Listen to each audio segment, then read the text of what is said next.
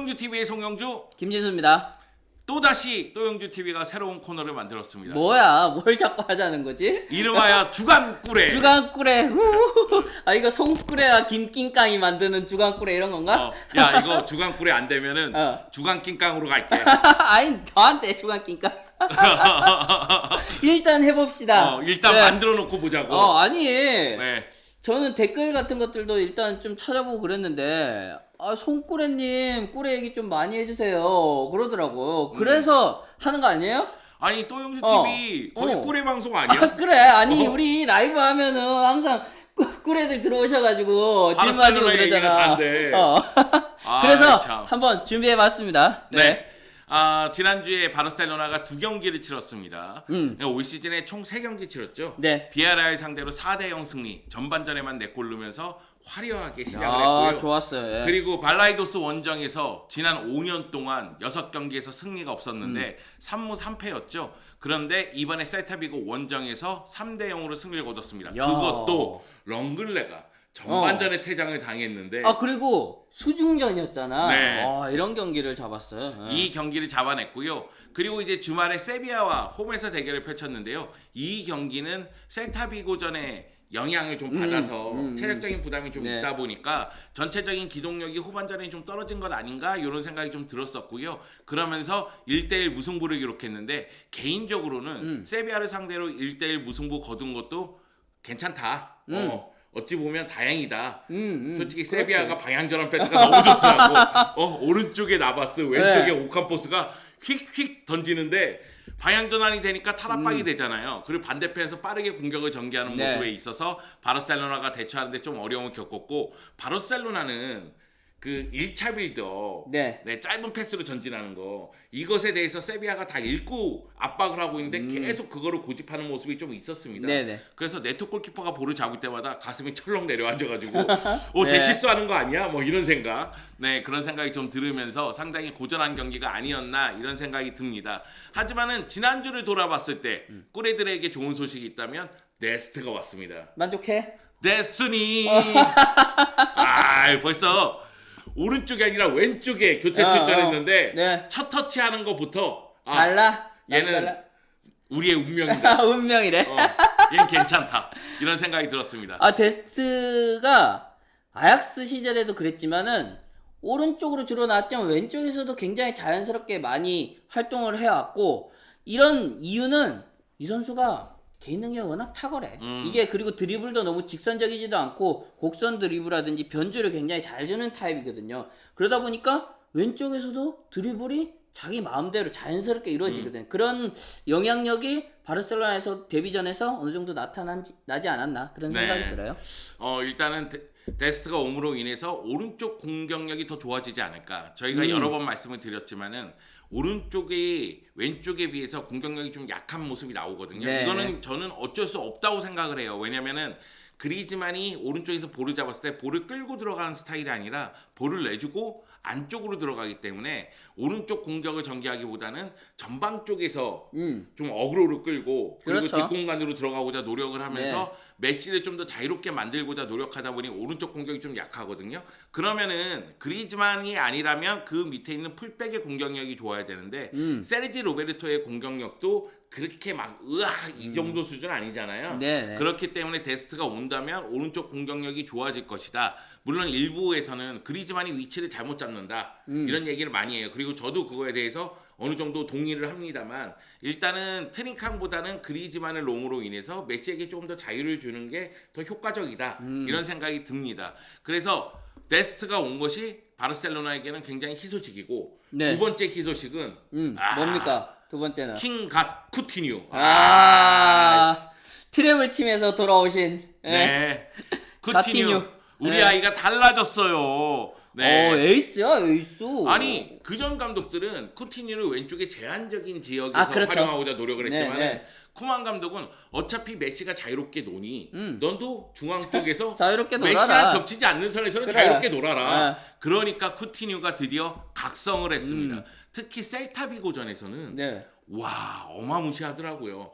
일단 셀타비고전에서는 공격을 전개하는 데 있어서 좀 어려움이 있을 때마다 쿠티뉴가 내려와서 볼을 돌려주면서 네, 앞으로 네, 전진하고 상황에 따라서는 당연히 슈팅을 계속 때리고 네. 그 가운데서도 득점 찬스를 만들어주고자 안수파티 골도 쿠티뉴의 패스부터 시작을 네. 했으니까 그러면서 여러모로 힘을 발휘했고요. 그리고 세비야전에서 드디어 쿠티뉴가 또 골을 넣었죠. 네. 네. 세비야전은 셀타비고전하고 약간의 차이가 있다면 쿠티뉴가 조금 더 내려와서 공격을 푸는 게 아니라 메시가 오히려 내려와서 공격을 좀 푸는 역할을 네. 하고 전방 쪽에서 쿠티뉴가 좀 더 많이 들어가는 그런 모습이 있었는데 사실 세비야전에서의 메시의 폼이 그렇게 좋지는 못했어요. 패스미스가 좀 많았거든요. 그리고 세비야전에서 더용도 패스미스가 좀 많은 편이었어요. 압박이 좀 시달렸죠. 압박에. 네, 그러다 보니까 세비야전에서는 어려움을 겪었었던 것이 아닌가.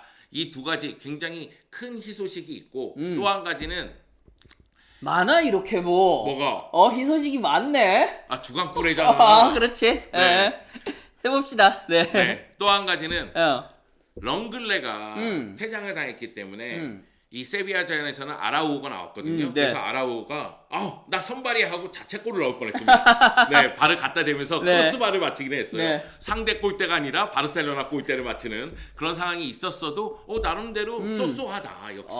네. 네, 그런 측면에서 봤을 때 괜찮구나. 그럼 수비 옵션이 또 하나 늘어나게 되는 셈이니까. 에릭 가르시아를 영입하면 좋겠지만은 영입 못한다 할지라도 그렇게 큰 걱정은 없겠구나. 움티티 무릎 수술 좀 받아. 뭐 이런 얘기하면서 네. 그런 상황이 될 수도 있겠다. 그래서 나름대로 지난 두 경기에서 꿀의 입장에서는 그래 이 정도면 괜찮아. 네, 이 정도의 결과가 아닐까. 물론 여러분이 생각하는 문제점들을 아까 전에 그리즈만의 위치 선정 때문에 이 오른쪽 공격 라인의 힘이 좀 떨어졌다. 또 하나는 세비야전 같은 경우에도 최전방에 스트라이커가 들어갈 필요성이 있는데 네. 최전방 넘버 9이 없다. 이것이 이제 좀 문제가 될 수가 있고 또 한 가지는 피아니치를 아르투로랑 바꿨는데 얘는 선발이 아니라 왜 교체야? 뭐 이런 경우도 있고. 네. 그런데 저는 그런 생각이 좀 들었어요. 쿠만 감독이 시즌 초반은 베스트 11에 거의 변화를 주지 않을 생각인가? 일단은 조직력을 높여야 되기 때문에. 그렇죠. 네. 새로운 팀이나 마찬가지잖아요. 네. 감독이 와서 시스템에 변화를 줬으니까 네.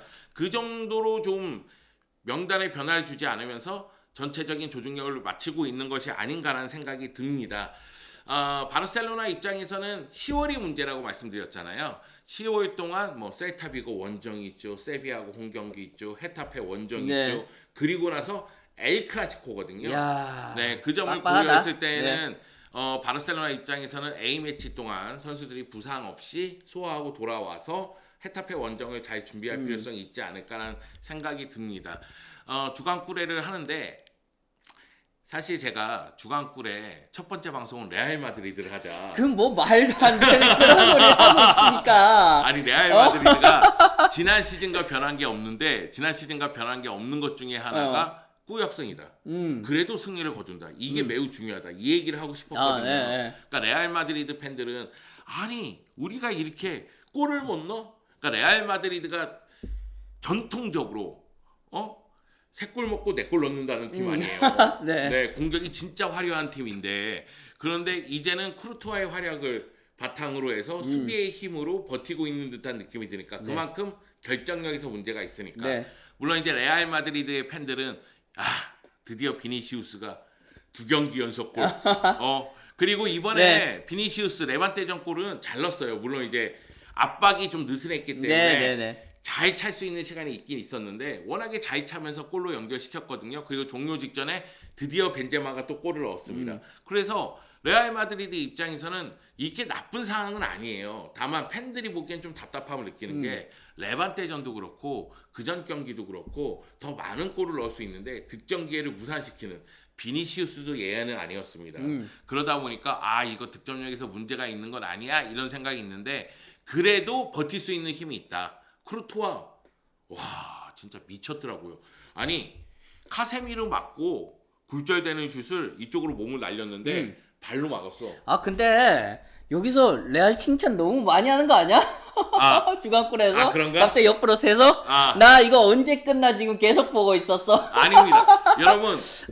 이거 한번 배를 갈라봐야 될 것 같은데 이거 주간골이 아닌 것 같은데. 아니야. 누가 욕하나 보다. 진짜 귀가 간지럽네. 아니 바르셀로나의 내용이 주간꿀의 내용인데 적을 알고 나를 알아야 아, 된다. 그래야 된다. 네, 그래서 곧 엘 이제 클라시코니까. 네네. 아, 이것도 이렇게 그래서 포장하나? 레알 마드리드라든가 아틀레티코 마드리드 또는 세비야, 비아레알, 소시에다드 이런 팀들의 내용은 슬쩍슬쩍 늘 생각이거든요.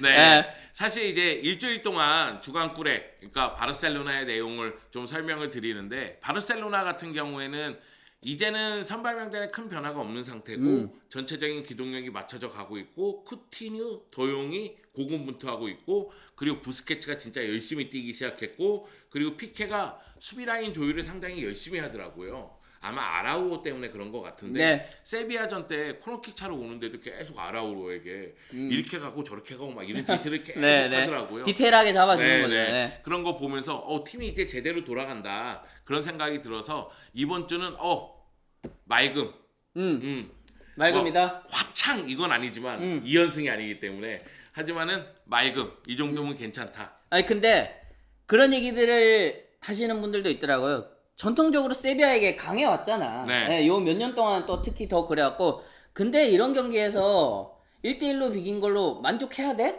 그런 분들도 있더라고요. 네. 근데 쿠만 체제 이제 시작했잖아요. 네. 많은 것이 바뀌고 있잖아요. 네. 그런 것들도 좀 얘기해 주세요. 네. 아니 쿠만 체제에서 많이 바뀌고 있을 뿐더러 또 한 가지는 셀타비고전에서 폭우가 내리는데 45분 이상을 10명이서 뛰었거든요. 네, 네. 다음 경기에 당연히 영향이 가죠. 이것도 일주일 만의 경기가 아니라 주중 경기 그렇죠. 주말 경기인데 네, 네. 여기다가 쿠만 감독이 훈련 세션을 좀 변화해 줬다고 하더라고요. 네. 그래서 이제 전체적인 기동력을 높이기 위한 훈련 세션으로 가고 있고 이거는 에너지 레벨을 좀 높이기 위한 네. 방법으로 보입니다.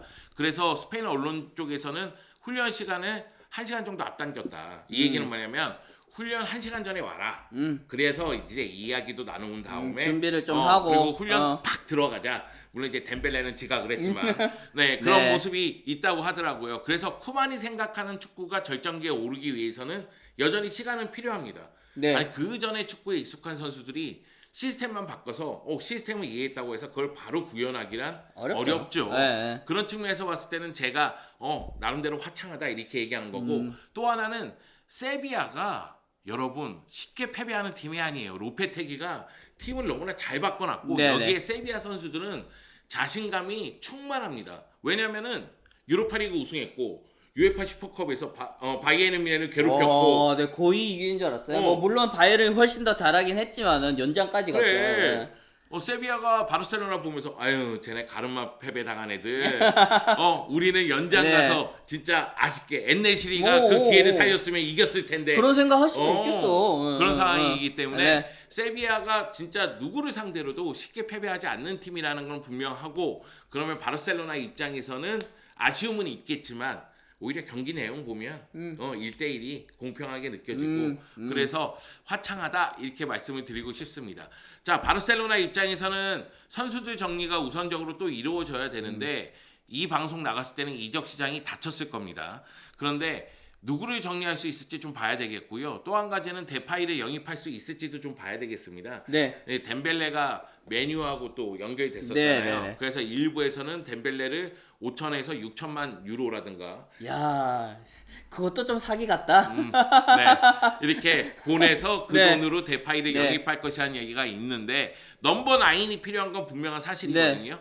과연 바르셀로나가 다음 방송 때 주간 꿀의 시간에 왔습니다 넘버 9 이렇게 시작할지 야, 데파이를 이렇게 환호를 해야 되는 거야? 아니 지금 누구라도 필요해. 누구라도 필요해. 누구라도 필요하고 네. 나는 쿠만을 믿기 시작했어. 좀 하지? 쿠만이 딱 집은 좋아. 선수들은 괜찮을 것 같아. 좋아. 나 데스트 괜찮을 것 같아. 괜찮아? 물론 이제 데스트 수비력을 좀 더 봐야 되겠지만 네. 스피드 마음에 들었습니다. 네, 좌 알바 우 데스트. 야, 그림 좋지. 네, 그림이 진짜 화려해질 것 같습니다. 아니 데파이가 오면은 쿠만 감독이 분명히 잘 쓸 거예요. 예, 이 데파이란 선수를 어떻게 써야 이렇게 최대한으로 끌어낼 수 있는지를 또 아는 감독이니까. 네. 저희가 이제 일주일 동안 바르셀로나에게 있었던 일들을 나름대로 이렇게 말씀을 드렸는데요. 사실 주간꿀에는 바르셀로나 얘기를 시작하지만 중간중간에 뭐 레알 마드리드, 아틀레티코 이렇게 마드리드 배 가르고 딴 얘기하는. 딴 얘기를 쓱쓱쓱쓱 집어넣을 겁니다. 여러분 주간꿀이라고 해서 바르셀로나 팬들만 보는 게 아니라 라리가 팬들 그리고 어차피 레알, 바르셀로나 이런 팀들은 챔피언스 리그에서 만나잖아요. 그러면 챔피언스 리그에 관심 있는 팬들도 꼭 시청하기를 바라겠습니다. 자, 그러면은 꿀에는 이만 휘리릭 히리릭.